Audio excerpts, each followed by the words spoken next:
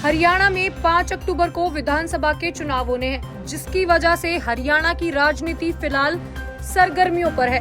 आपको बता दें कि लगातार हरियाणा में कभी कांग्रेस, कभी बीजेपी तो कभी आम आदमी पार्टी के नेता आते हैं और अपनी जनसभाओं को संबोधित करते हैं। लगातार किसी न किसी राज्य के मुख्यमंत्री हरियाणा पहुंचते हैं। ऐसा ही कुछ फिर से देखने को हुआ। आपको बता दें कि अब हरियाणा में हिमाचल प्रदेश के मुख्यमंत्री सुखविंदर सिंह सुक्खू आए हैं। साथ ही साथ उन्होंने वहां बहुत बड़े बड़े बयान दिए। आपको बताते हैं, उन्होंने कहा, मैं हरियाणा में प्रचार कर रहा हूं, कई जगह कल भी जाऊंगा, वहां पर कांग्रेस की पूरी लहर है। हिमाचल पर मॉडल जिस तरीके से लोगों ने सराहा है, वैसे ही हरियाणा में कांग्रेस को सराह रहे हैं।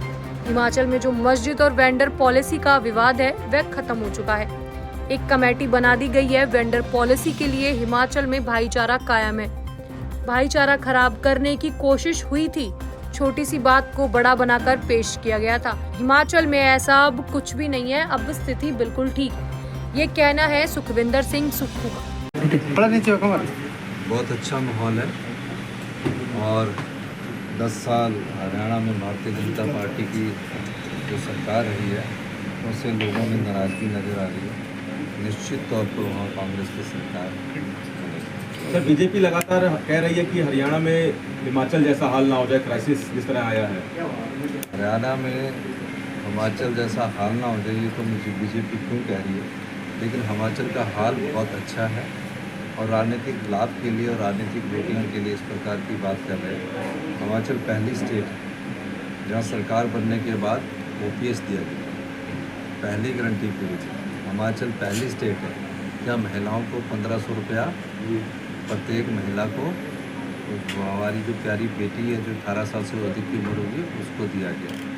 हिमाचल पहला देश का एकमात्र राज्य है दूध पर है मिनिमम सपोर्ट प्राइस, न्यूनतम समर्थन मूल्य गाय के दूध पर 45 रुपये किलो और भैंस के दूध पर 55 रुपये किलो के आधार पर निर्धारित किया गया।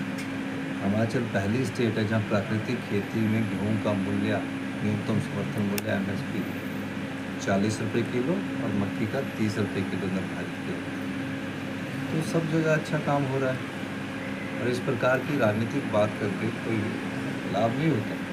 लेकिन हिमाचल में अगर अच्छा काम नहीं होता तो जो 34 सीटें रहेगी तो उसमें 6 द्वारा हमारे को लोग जिताकर वापस सत्ता में मिला।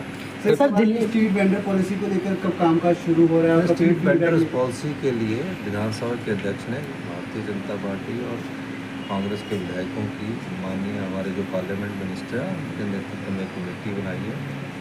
स्ट्रीट वेंडर्स देश के किसी भी नागरिक को प्रदेश में काम करने का अधिकार है, लेकिन वेंडर जोन बनाना है कि आप यहाँ बैठकर अपना काम करेंगे उस दृष्टिकोण से, क्योंकि नैरो गलियों में नहीं लगना चाहिए, इस दृष्टि से वो सोच रहे हैं और निश्चित तौर पर जल्दी इसकी पॉलिसी बन सर, कोई मुलाकात है सर? कोई कुछ नहीं, मुलाकात कल हमने हरियाणा में कंपेन के लिए जाना, पार्टी का आदेश हुआ है। सर, कल हरियाणा में कहाँ जाना चाहिए? अब भवानी वगैरह यहाँ का जहाँ से भी वो प्रोग्राम देंगे, उनके प्रदेशाध्यक्ष है, उसके बाद। सर, एक सवाल आपसे पूछना चाहेंगे कि हिमाचल में कभी सांप्रदायिक बातें नहीं हुई जिस तरीके से पिछले दिनों हमने देखा, ये क्या कुछ रहा सर? आज भी कोई सांप्रदायिक बात नहीं है। हिमाचल का माहौल सुधारपूर्ण है और यहाँ पता नहीं लगता कि छोटी छोटी बातों को इतना बड़ा बनाकर दिखा दिया जाता है।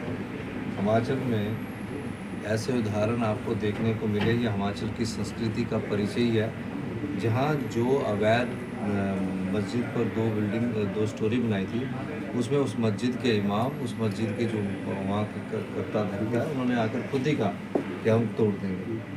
तो अब उसमें अब राजनीतिक रोटियां सीखने के लिए इस प्रकार की बात करना गलत है, जब खुद ही कह रहे हैं। लेकिन अब कानून के तहत जो भी फैसला आएगा उसमें काम करेंगे।